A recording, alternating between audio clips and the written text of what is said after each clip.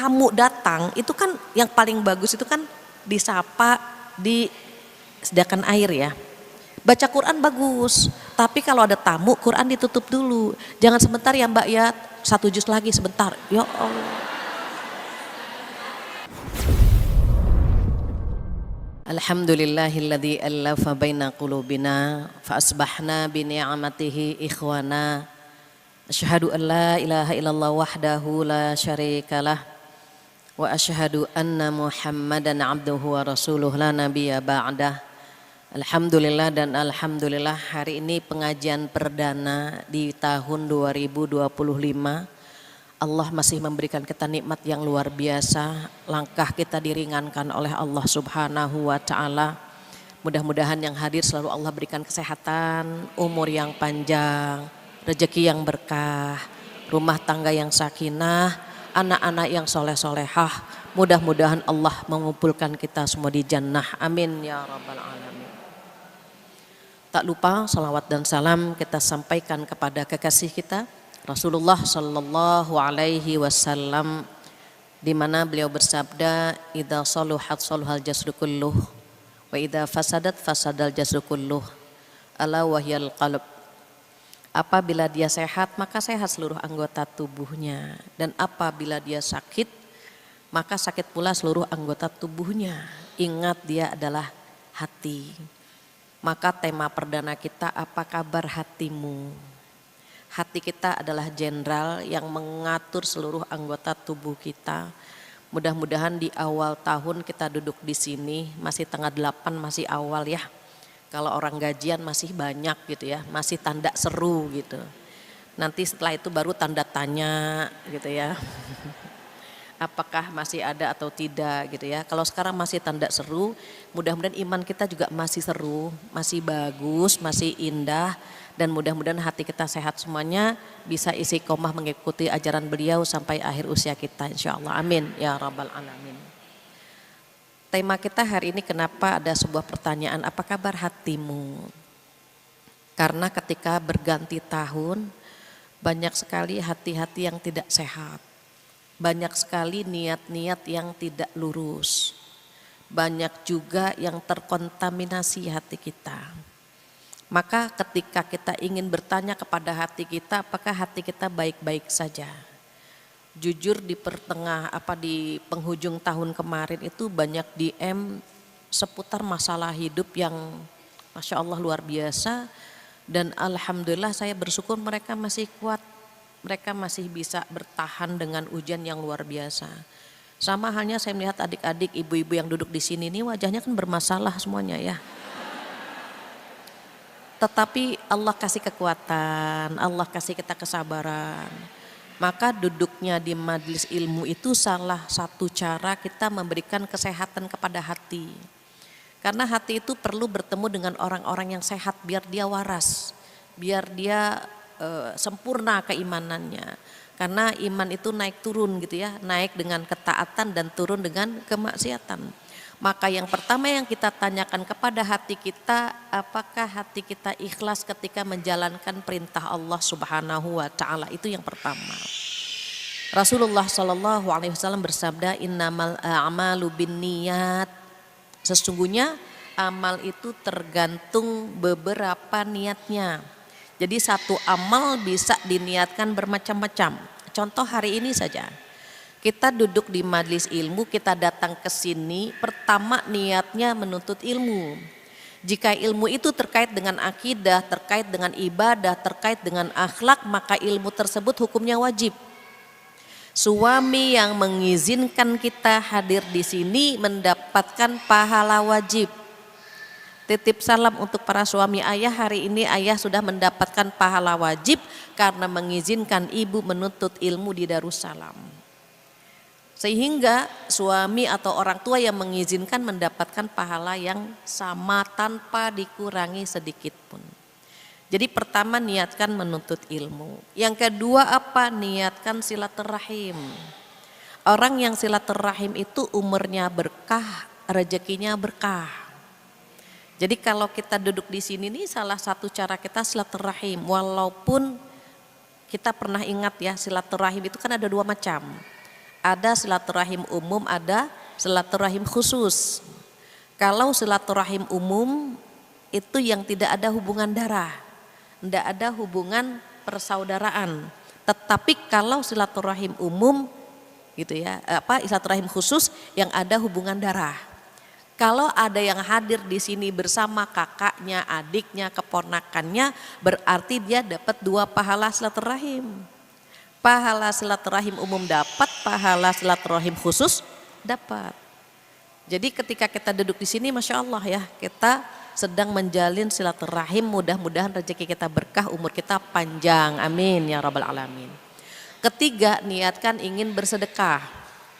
Jadi kalau ada kotak jalan, isi geser gitu. Jangan digeser terus digeser, nggak diisi. Jadi kita bisa berniatkan sedekah juga. Begitu juga niatkan yang lain, mau sholat berjamaah. Jika ada yang memang sampai zuhur, banyakkan niat setiap kita melakukan aktivitas. Termasuk diantaranya ibu-ibu solehah yang menggali potensi di kantor. Jangan hanya niatnya bekerja, niatkan banyak hal. Niatkan banyak hal. Kenapa? Umur kita yang jatahnya berkurang kalau nggak ngebut dengan niat gitu. Sayang. Kalau kalau tahun berganti, nominal usia bertambah, sesungguhnya jatah kita berkurang. Kalau jatah kita di dunia berkurang sementara amal stuck di tempat, sayang. Padahal kita perlu menambah bekal untuk hari kematian kita. Ketika liburan kita bawa bekal, itu dunia dengan dunia, kita keluar kota, kita keluar negeri, kita bawa bekal. Apakah kita berani menghadap Allah tanpa membawa bekal? Maka di Perdana 2025 bertepatan dengan bulan Rajab, kita sama-sama luruskan niat agar Allah membalas semua niat baik kita dengan pahala berlipat ganda. Dan boleh jadi niat yang kecil tadi menjadikan amal pemberat timbangan kita di hari kiamat nanti, insya Allah. Amin ya rabbal alamin. Itu yang pertama, luruskan niat kita. Kenapa? Karena kalau niatnya nggak lurus, Allah nggak tertarik. Kita niat ke sini bukan karena Allah, oh Allah nggak tertarik. Sholat bukan karena Allah, Allah nggak tertarik. Sedekah bukan karena Allah, Allah nggak tertarik. Sekarang misalnya kita ke rumah sahabat kita, katakanlah A, tapi yang kita ketuk pintunya B, A membukakan pintunya enggak? Enggak, karena yang kita ketuk pintu B. Sekarang kita ibadah, bukan pintu langit yang kita ketuk. Allah tidak akan pernah membuka pintu langit. Kenapa? Niat kita bukan untuk Allah. Jadi kalau dalam perjalanan kita ada ikhlas, ada ria, ada ikhlas, ada terus aja beramal, terus aja beramal. Perhatikan bola, sepak bola bukan karena timnasnya lagi ini ya. Ini saya buat contoh bola. Bola itu kan ada yang warnanya hitam, ada yang putih gitu ya. Ketika ditendang, kadang-kadang kan hitamnya di atas. Ditendang lagi, kadang-kadang putihnya di atas gitu kan. Hati kita kan bermain terkadang di situ. Saat kita beramal, oh ikhlasnya di atas. Beramal lagi, riaknya yang di atas. Terus saja ditendang. Jangan biarkan hati kita stuck di situ. Terus saja gitu. Kenapa? Setan itu kadang-kadang pinter nyari pintu ria. Contoh. Kita ketika ingin sholat atau ingin sedekah, kata setan apa? Gak usah sholat, gak usah sedekah. Kita tahu ini setan, kita lawan. Enggak, saya harus sedekah, saya harus sholat. Tetapi setan lewat pintu yang lain. Apa kata setan? Gak usah sholat, gak usah sedekah, banyak orang. Nanti kamu dibilang riak loh. Nah, akhirnya dia tidak jadi sedekah, tidak jadi sholat. Justru itu yang mengkhawatirkan niat kita. Jadi ikhlas itu mengerjakan sesuatu atau meninggalkan sesuatu karena Allah, bukan karena orang lain. Maka saat kita terkadang ada yang set gitu ya, hitamnya di atas, tendang lagi bola itu, beramal lagi. Boleh jadi nanti putihnya yang di atas. Permainan hati itu luar biasa. Kita tergopoh-gopoh, kita tertatih-tatih menggapai ridho Allah. Bayangkan kita yang pengen dapat ridho Allah saja gitu ya, harus mengeluarkan energi. Kenapa? Karena kita pengen bahagia di surga. Kita terkadang kasihan melihat orang yang tidak pernah berpikir menyiapkan bekal untuk hari akhirat gitu. Kenapa? Karena tadi hatinya perlu dikondisikan. Kalau Allah mengumpulkan kita di tempat yang indah, bertemu dengan orang-orang yang indah dan solehah, berarti Allah sayang banget sama kita. Allah sayang banget. Alhamdulillah di awal perdana saya baru tahu kalau ini pengajian perdana di 2025. Perdana, jadi saya ingat ketika saya dikasih nama Fathiyah. Fathiyah itu kan Al-Fatihah kan di awal ya. Fathiyah itu artinya pembukaan. Karena qadarullah waktu itu almarhum kedua orang tua saya itu sedang membuka majlis taklim. Terus yang kedua saya tanya kenapa nama saya Fathiyah. Karena ayahanda berharap saya bisa membuka hati banyak orang. Jadi Fathiyah itu kan pembukaan, membuka gitu ya. Ternyata ini pengajian pembuka gitu ya di 2025.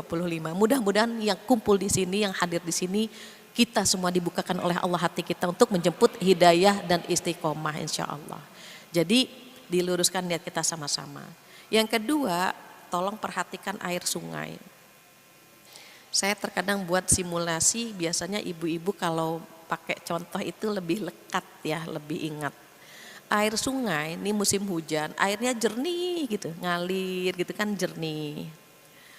Kadang-kadang di tengah jalan itu ketemu yang namanya ranting gitu ya, ketemu sampah, ketemu batu, ketemu macam-macam kan gitu. Nah sehingga air sungai tadi tercemar warnanya, terkotori kan gitu. Sama dengan hati kita. Hati kita sesungguhnya dari awal tuh bersih, jernih gitu. Tetapi terkontaminasi, terkotori hati kita dengan sesuatu yang tadi kita temukan.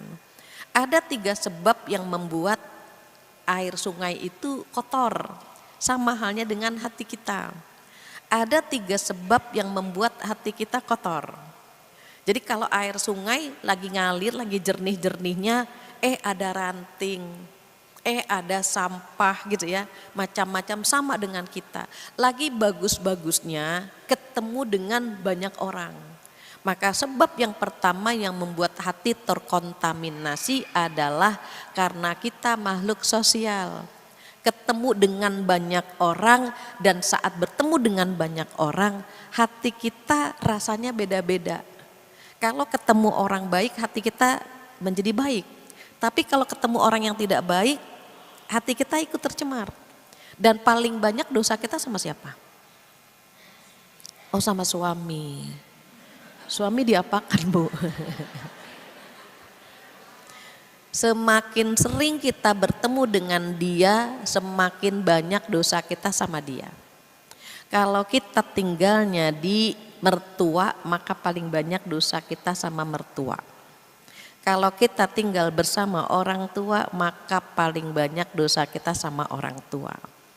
Kalau kita tinggal bersama suami, paling banyak dosa kita sama suami. Tapi sepertinya wajah-wajahnya paling banyak dosanya sama suami. Suami sebenarnya baik banget sama kita ya. Kita diizinkan mengaji, kita diizinkan menggali potensi, kita diizinkan untuk bertemu dengan teman-teman kita baik banget. Saat dia baik sama kita, ingat kebaikannya. Saat dia tidak baik sama kita, tutup keburukannya. Kita ketika bertemu dengan suami itu kan manusia seperti kita ya. Tempatnya lupa, tempatnya salah. Jadi jangan pernah berharap ketika menikah itu bertemu dengan sosok yang sempurna. Enggak akan pernah ada. Istri sempurna tidak ada, suami sempurna tidak ada, karena ketika dipertemukan kita untuk saling menyempurnakan satu sama lain. Makanya nanti perhatikan kalau istrinya pendiam biasanya suaminya banyak bicara. Kalau suaminya pendiam istrinya yang banyak bicara. Kalau suaminya gesit gitu ya, kalau suaminya gesit istrinya agak lemot. Itu begitu biasanya. Lambat gitu gerakannya. Kalau istrinya yang gesit gitu ya, suaminya yang agak lemot gitu. Itu sudah dipertemukan sama Allah begitu. Jadi karena kita saling menyempurnakan, saat kita merasa kok banyak ya dosa kita sama suami, minta maaf sama suami. Mengapa? Karena kita tidak pernah tahu siapa yang lebih dulu meninggalkan dunia ini. Jadi harus sering-sering minta maaf. Jangan pernah, mohon maaf ya, jangan pernah merasa bangga dia beruntung dapat kita gitu. Boleh jadi dia menatap kita dengan penuh penyesalan. Kenapa saya ketemunya sama dia gitu. Jadi jangan sampai gitu ya kita merasa dia beruntung banget dapat kita ya gitu. Jangan pernah juga berpikir bahwa kita tersiksa gitu ya bersama dia. Boleh jadi dia yang tersiksa bersama kita. Jadi rasa-rasa itu harus seimbang antara khauf dan roja gitu ya. Harap-harap cemasnya tuh harus ada. Maka karena kita paham betul paling banyak dosa kita sama suami, maka sering-sering minta maaf kepada suami. Sama halnya dengan anak-anak, sering-sering gini dibelai, bunda minta maaf ya nak ya. Kalau bunda salah, kalau bunda belum jadi ibu yang baik, sama gitu. Kalau dengan tetangga, dengan sahabat kita punya salah, sesekali bolehlah kirim makanan ke tetangga. Sama teman nih jabat tangannya, agak lamaan sedikit. Ketika lepas tangan kita dengan sahabat kita, maka berguguran dosa-dosa kita. Ini yang sejenis ya Bu, dengan lawan jenis nggak boleh. Mas mohon maaf ya, lama banget. Semakin lama semakin banyak dosanya. Beda kalau sama lawan jenis gini aja, salaman Sunda. Kalau sama teman yang sejenis, pegang erat tangannya. Pegang, mohon maaf lahir batin gitu. Ketika kita lepas, berguguran dosa-dosa kita dengan sahabat itu. Tetapi wajah dengan hatinya seiring ya. Jangan wajahnya beda, hatinya beda. Nah itu yang berbahaya. Tangannya berjabat maaf ya, mohon maaf, tapi hatinya ya Allah ini orang masih hidup aja. Itu nggak sebanding, itu nggak seiring tuh wajah dengan hati. Kan kita harus sehatkan. Apa kabar dengan hatimu? Kalau wajah kita senyum, hatinya juga begitu. Kita lagi belajar mengobati hati hari ini. Karena kalau nggak diobati, khawatir penyakitnya numpuk gitu ya. Kenapa sih kita punya penyakit hati? Karena kita bukan malaikat, kita bukan para nabi. Kalau para nabi nggak punya tuh masalah di hatinya. Kalau kita masalah kita banyak banget di hati. Maka yang pertama yang membuat hati kita kotor, yang membuat hati kita terkontaminasi adalah karena kita makhluk sosial yang bertemu dengan banyak orang. Semakin banyak bertemu, semakin banyak dosa kita. Namun apa kata Rasulullah SAW? Seseorang yang pandai bergaul dan sabar dengan apa yang menimpa dia, itu lebih bagus daripada orang yang tidak pandai bergaul dan gak sabar dengan apa yang menimpa dia. Orang yang sering bertemu dengan banyak orang itu mentalnya cenderung lebih kuat ya. Anak kecil kalau kita bawa kemana-mana dia ketemu orang tuh berani gitu. Tapi kalau di rumah saja digendong sama orang lain dia gak mau kan. Dia takut, dia hanya sama ibunya saja. Mental kita sama begitu, hati kita sama. Kalau kita sering ketemu banyak orang kita akan bisa menerima perbedaan, bisa kuat dengan celotehan-celotehan mereka gitu ya. Kadang-kadang kan yang namanya netizen kan ada yang julid, ada yang baik gitu. Tetapi ketika kita punya mental sering bertemu dengan banyak orang, itu EGP aja gitu. Jadi nggak terlalu kepikiran, berbeda dengan yang nggak pernah keluar. Dia mau keluar tuh takut. Pas baru keluar temennya bilang, ya Allah kemana saja sampai lumutan, ya Allah. Dia sakit hati sekali dibilang lumutan, besok gak mau keluar lagi, diingat sama dia. Sampai sholat dia nangis, ya Allah saya dibilang lumutan ya Allah. Dia gak kuat. Maka kata Rasulullah orang yang pandai bergaul dan sabar dengan apa yang menimpa dia itu lebih bagus. Kenapa? Kadang-kadang kita kan berada di zona nyaman ya kadang-kadang gitu. Walaupun sunatullahnya semakin berumur, mohon maaf ya, Semakin berumur kita pengen berada di zona nyaman, nggak ingin konflik, itu fitrahnya begitu. Jadi kalau udah semakin berumur, circle-nya itu kita batasi tuh. Kalau masih muda siap tempur gitu. Kita nongki di sana, nongki, itu kita berani. Tetapi semakin tua itu nggak pengen konflik, nggak pengen punya musuh, nggak pengen gitu. Sehingga kita mulai membatasi sahabat-sahabat kita. Kenapa? Akhiratnya diperbanyak di benak kita. Kalau masih muda pengalamannya kadang-kadang diperbanyak. Pengen sama dia, pengen ketemu ini, pengen ketemu itu. Kita berpetualang gitu. Makanya mohon maaf, kadang-kadang tadi ya, dosa kita semakin banyak. Kenapa? Karena pertualangan kita juga panjang gitu. Jadi itu yang pertama. Seandainya kita tahu sebabnya, kita akan tahu juga terapinya. Kalau kita tahu, aduh bertemu sama dia nih bahaya nih gitu. Kayaknya nambah dosa kalau bertemu sama dia, kita akan jaga jarak. Persis seperti pemain tinju.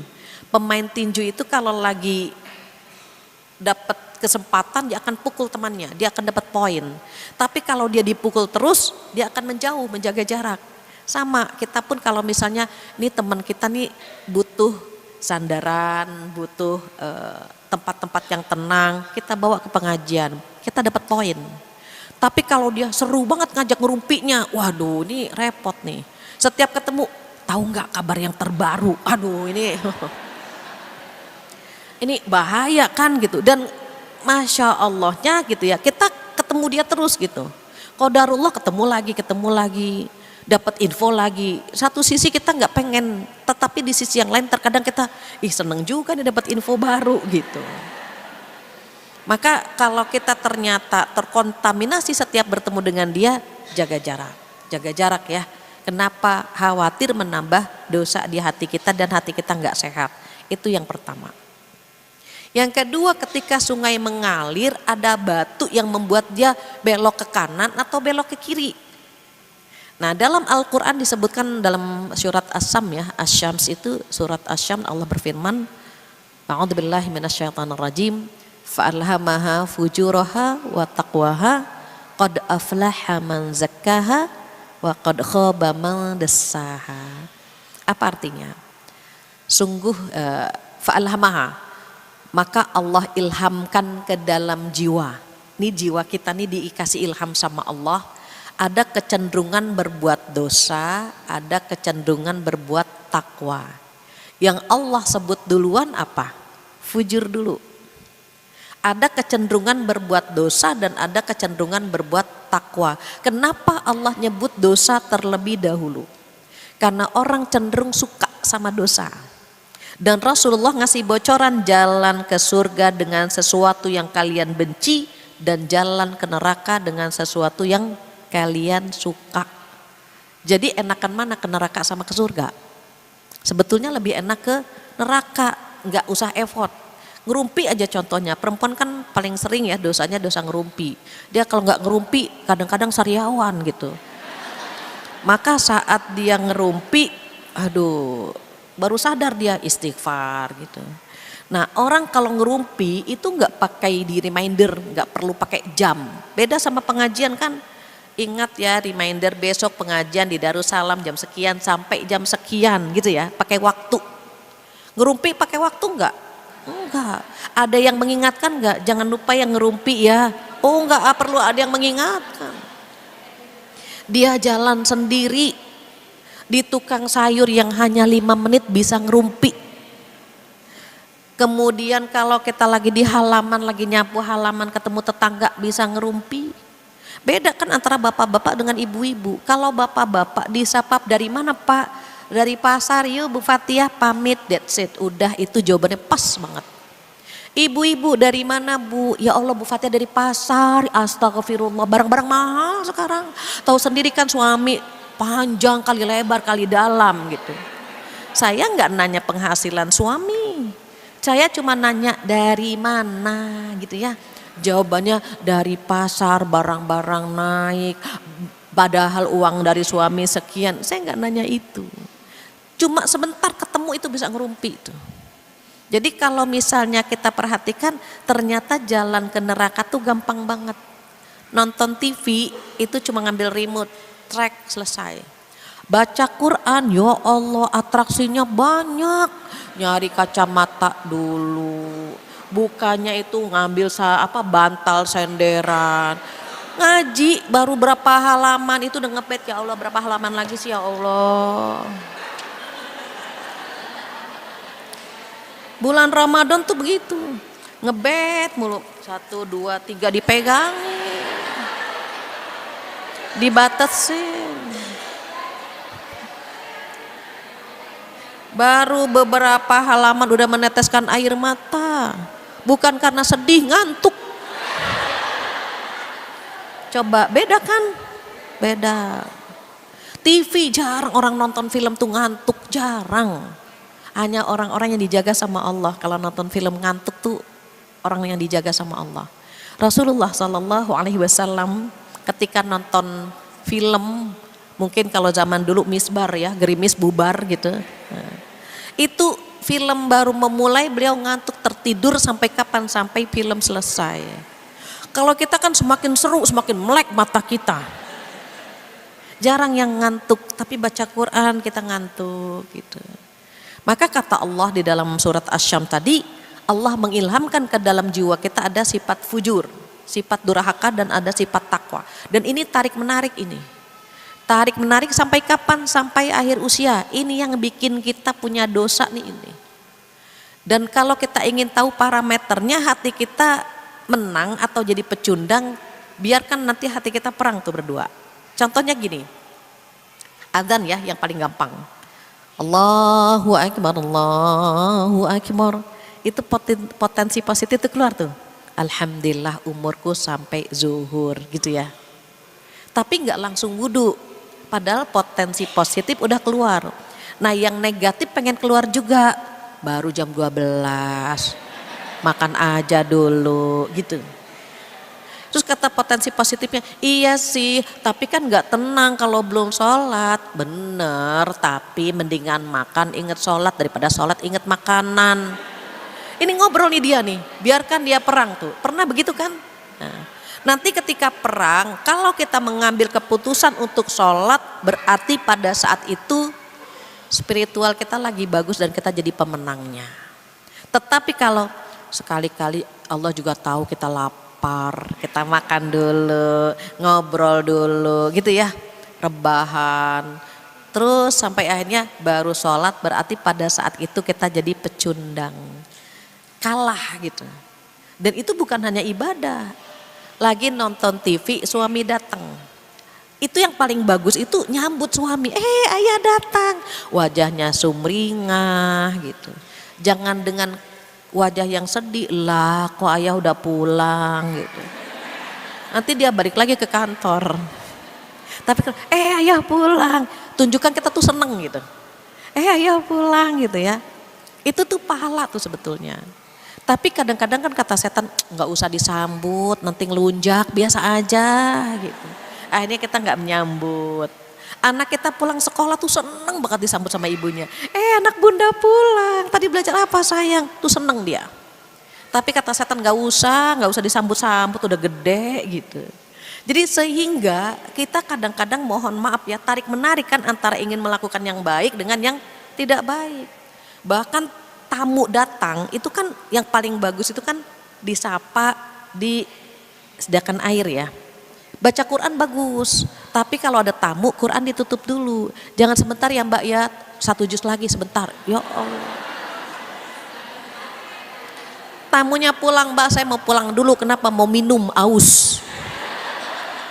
Karena tuan rumahnya tidak menyediakan air. Padahal begitu tuh nyambut, silakan duduk, ada kebutuhan apa, even hanya air putih, itu kan pahala di sana. Kecil-kecil tuh kalau kita punya hati baik, niatnya ikhlas, itu besar sekali di mata Allah Subhanahu wa Ta'ala. Kecil-kecil, nyambut suami, nyambut anak, itu sebetulnya kan hal yang sepele gitu ya. Tapi kan gak semua orang bisa melakukan itu. Dan tidak semua orang dikasih kekuatan melakukan itu. Maka sering-sering ngobrol sama orang-orang yang kita cinta, orang tua, pasangan, anak, itu ngobrol yang pahalanya besar di situ. Jangan kita berpikir bahwa buang-buang waktu nih ngobrol, enggak. Ada ibadah di sana itu. Apalagi kalau ibu kita dipegang-pegang ininya. Ibu sehat, dipijit-pijit. Ibu kangen banget sama kamu nak, sama ibu kita peluk. Itu pahala itu di sana semua. Sama suami juga begitu. Ayah sehat ya, ya pegang-pegang gitu. Bayangkan kita lagi capek dipegang sama suami, ibu capek ya, makasih ya bu. Padahal kita tadinya nggak ada masalah ya, pas dipegang-pegang, ibu baik-baik pak, alhamdulillah. Kita jadi sensi kan, kenapa? Terharu gitu. Jadi hal-hal yang kecil-kecil begitu tuh membahagiakan orang lain itu sedekah itu. Selama mohon maaf ya tidak bohong. Kalau berlebihan, lebay, bohong jadi dosa. Ya Allah mbak cantik banget kayak artis gitu ya. Atau gitu, kecuali memang dia kayak artis. Tapi kalau sampai lebay, bohong, enggak. Kita yang bikin dia seneng aja. Ditanya kesehatannya, ditanya kabarnya. Bikin orang seneng merasa diperhatikan tuh pahala itu. Maka kalau kita lagi ada keinginan berbuat baik, lakukan langsung. Sebelum potensi negatif ngambil gitu. Jadi apapun ini tarik-tarikan ini. Mana yang lebih kuat antara yang fujur, yang dosa sama yang pahala. Sama pasti ibu-ibu ketika mau hadir ke sini kan ada keinginan untuk sekali-kali nggak hadir kali ya. Tapi gitu. Ada yang bahkan ngitung kancing dulu. Datang tidak, apalagi mendung kan. Prediksi saya bilang sama suami, aduh nih hujan ya. Kayaknya yang datang paling nggak banyak. Itu prediksi saya ya. Ternyata prediksi Allah luar biasa. Yang hadir luar biasa, ikhlasnya juga insya Allah luar biasa, dan hatinya insya Allah bersih luar biasa. Jadi qadarullah, nggak semua orang bisa melakukan ketakwaan ya tanpa izin Allah. Semua atas izin Allah. Bersyukur banget kalau kita dikumpulkan dengan orang-orang baik. Kenapa? Karena berarti pada saat itu iman kita lagi naik. Ibu duduk di sini nih iman lagi naik. Tolong jangan diturunkan dengan celotehan-celotehan lisan kita ya. Karena kadang-kadang kalau lagi kumpul begini nih ada celotehan-celotehan kecil.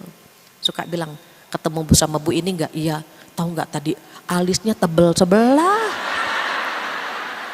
Tuh lagi naik tuh turun jadinya, nggak usah dicelotehin, nggak usah. Atau kadang-kadang macam-macam ya, tumben bu ini bedaknya tebel banget. Iya, aku lagi bilang kayak topeng, nggak usah. Biarkan dia naik, pulang biarkan dia di atas. Jangan diturunkan dengan celotehan-celotehan yang tidak bermanfaat, begitu ya. Agar iman kita berada di atas. Kalau berada di atas, melakukan amal soleh gampang. Tapi diingat, setan gak akan pernah redok kita berada di situ. Ditarik sama setan sehingga turun dan kita melakukan dosa lagi. Begitu seterusnya. Itu sebab yang kedua. Yang terakhir yang membuat hati kita kotor itu ada air yang tercemar. Jadi ini air sungai gitu ya. Tadi ketemu dengan ranting, ketemu dengan ini, bikin dosa kan. Nanti jalan lagi ngalir ada batu yang membuat dia ke kiri atau ke kanan gitu. Ngalir lagi kan air itu. Nah ternyata di penghujung tuh banyak wabah, banyak penyakit di dalam kandungan air itu.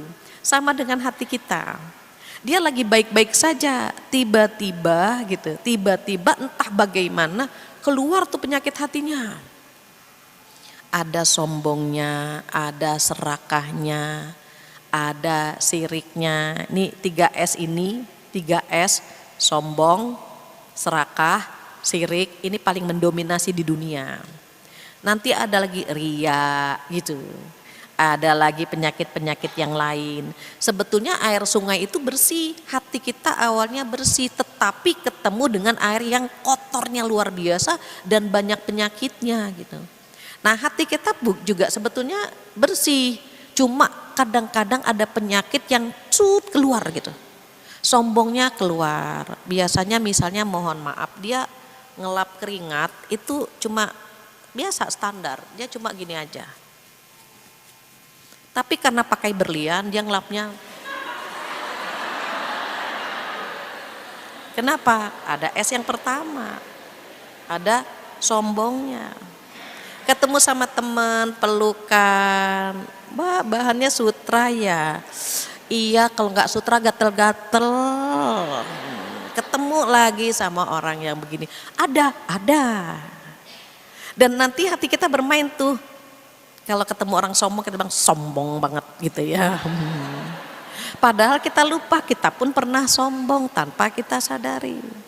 Orang itu kan sombongnya macam-macam. Ada yang karena kecantikannya, karena ilmunya, karena jabatannya, atau karena hartanya.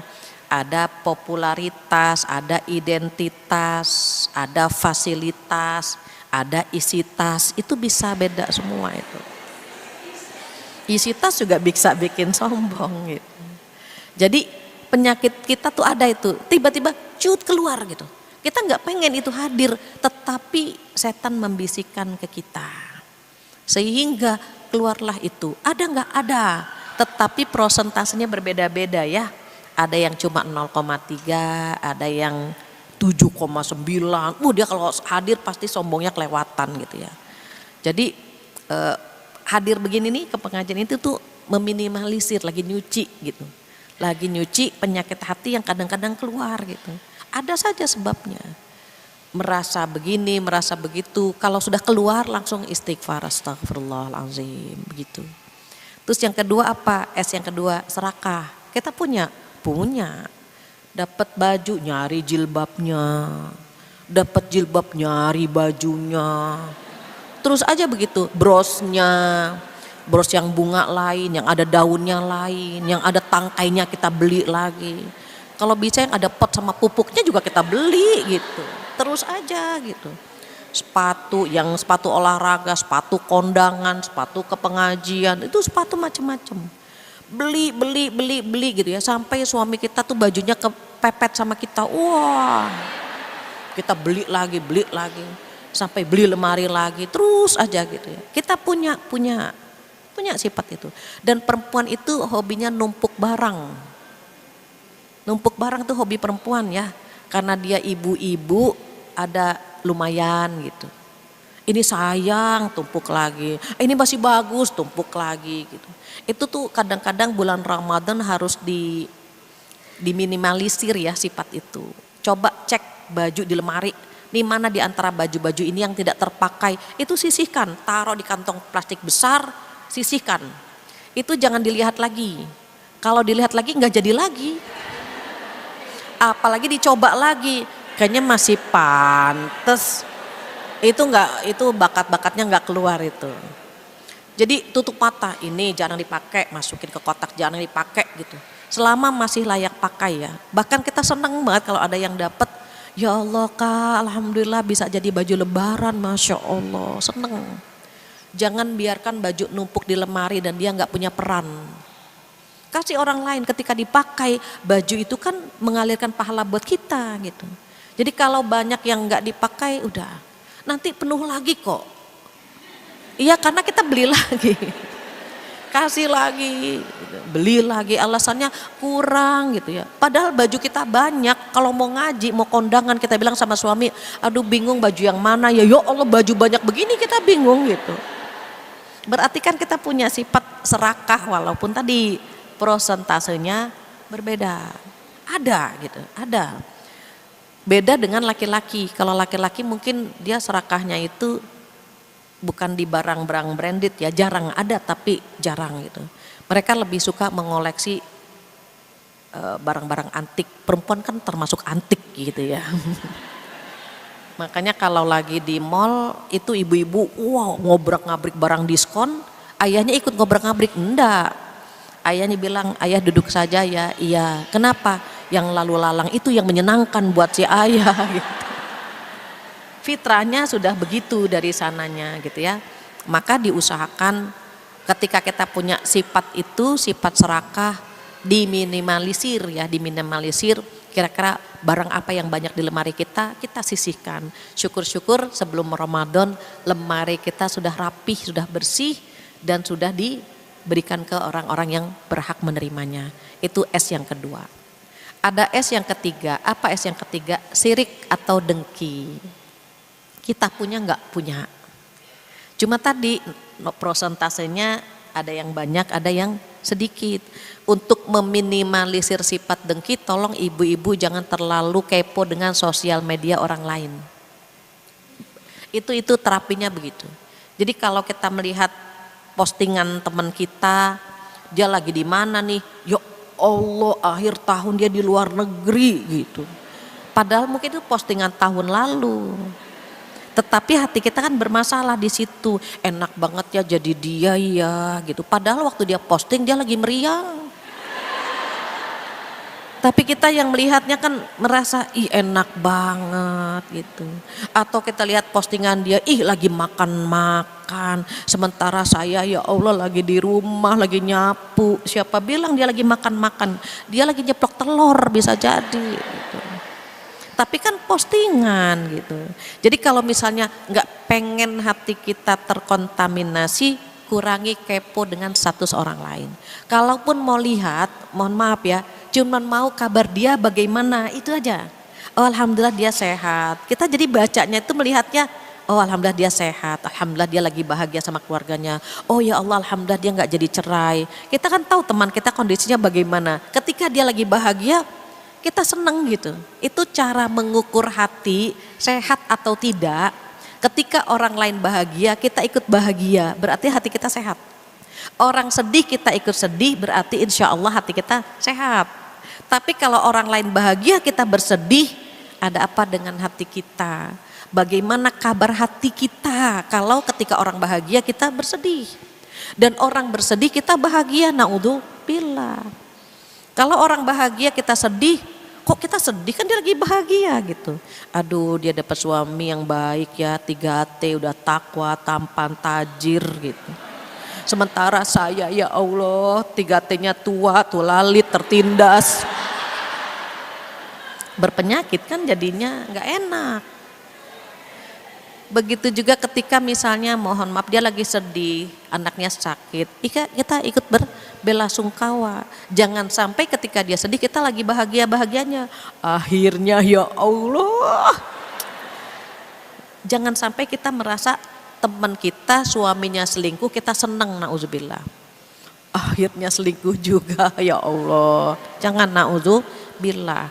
Itu hati kita nggak sehat. Nah, dengki ada 2 level.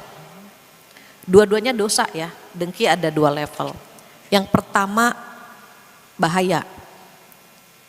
Apa contohnya? Jadi dengki yang pertama ingin agar kenikmatan di orang lain hilang. Itu aja. Ingin agar kenikmatan di orang lain hilang, itu bahaya itu. Dia punya kecantikan, dia punya jabatan, dia punya ilmu gitu. Pengennya orang ini hilang kecantikannya, pengennya orang ini gitu ya, hilang jabatannya, itu bahaya itu. Namun yang kedua lebih bahaya lagi, ini akut ini, penyakitnya udah akut ya. Ingin agar kenikmatan di orang lain itu hilang dan pindah ke dia. Beda ya, kalau yang pertama ingin agar kenikmatan di orang itu hilang saja. Kecantikannya hilang gitu, jabatannya hilang. Tetapi kalau yang kedua ingin agar kenikmatan di orang tersebut hilang dan pindah ke dia. Apa sih yang bisa pindah? Suami bisa pindah itu. Banyak ya yang TTM ya, teman tapi mesra, yang dia ingin menikmati suami temannya. Itu saya pikir hanya ada dalam sinetron. Ternyata ketika ada yang DM ke saya tuh bener gitu. Saya berpikir kan itu teman deket gitu, kok bisa dia suka sama suami temannya.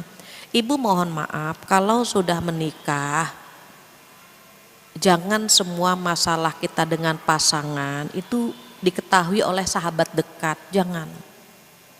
Tidak semua orang bahagia dengan kebahagiaan kita. Jadi global saja, tidak perlu diceritakan detail ya bagaimana kehebatan suami kita, bagaimana sayangnya suami kita, khawatir dia menyimpan iri atau dengki dan dia ingin mengambil pasangan kita, itu bisa, sangat bisa. Dan di lapangan itu terjadi. Dulu saya berpikir itu hanya sinetron saja, tapi ternyata terjadi ya sekarang. Begitu juga misalnya jabatan kan bisa pindah kan gitu. Itu mengerikan ya, rumah tangga orang lain dihancurkan, penyakitnya dikirimkan gitu ya, sehingga jabatan itu tidak didapatkan oleh orang tersebut, bahkan pindah ke dia, itu bisa terjadi. Kalau kecantikan karena nggak bisa pindah, jika seorang misalnya orang cantik itu kecelakaan, dia tuh senang banget. Bu ini kecelakaan, wajahnya gimana wajahnya? Wajahnya hancur, ya Allah, akhirnya itu bahaya itu. Terus begitu juga kalau suaminya orang pindah ke dia bangga, dia menjadi pemenangnya. Nauzubillah gitu ya. Ini akhir zaman tuh begini, kejadiannya seperti ini. Maka 3 penyakit hati ini atau penyakit-penyakit yang lain tadi itu bisa dibersihkan dengan 2 cara. Ada yang namanya tahalli, ada takhalli. Kalau tahalli berhias dengan sifat-sifat baik. Kalau takhalli artinya mengosongkan. Ini, seandainya air sungai tadi kan tercemar, kita masukkan ke dalam gelas, aduh ini keruh banget airnya gitu. Cara membersihkan air ini bagaimana? Dituangkan saja air yang jernih kan. Tuangkan yang banyak air yang jernih, nanti lambat laun yang kotor akan keluar. Itu namanya tahalli. Berhias dengan sifat-sifat baik, maka otomatis yang kotor akan keluar. Bagaimana caranya? Bisa dengan baca Quran, bisa dengan puasa sunnah, bisa dengan sedekah, bisa berkumpul dengan orang-orang baik seperti ini gitu. Kalau misalnya mau baca Quran agak banyakkan sedikit biar yang kotornya keluar. Sehalaman, 2 halaman, 1 juz, 2 juz gitu. Jangan 2 ayat. Baru a'udzubillahi minasyaitonirrajim, yasin wal qur'anil hakim shadaqallahul azim. Itu air kotornya keluar masuk lagi. Cuma wadduha wal laili idza saja shadaqallahul azim. Enggak banyak keluarnya. Bahkan mau keluar dia enggak jadi. Banyakin sedikit gitu. Sedekahnya, puasanya itu akan keluar. Itu tahalli ya, tahalli itu berhias gitu. Kalau takhalli apa? Nih air kotor yang di gelas buang aja langsung, kosongkan. Kalau teori lebih gampang ini, buang aja kan, kosongin aja, ganti dengan yang jernih. Itu teorinya gampang, prakteknya susah. Buang aja sifat sombongnya, buang aja sifat gitu kan. Tapi prakteknya susah kan, langsung membuang. Untuk teori gampangan takhalli. Untuk praktek lebih gampang tahalli. Kalau kita mau bersih, ya udah berhias dengan sifat-sifat baik, melakukan amal-amal baik, itu insya Allah itu. Persis seperti pendapat Ibnul Mulaqin yang digubah sama opik dengan tombo ati. Nah itu obatnya itu. Hafalkan tombo ati?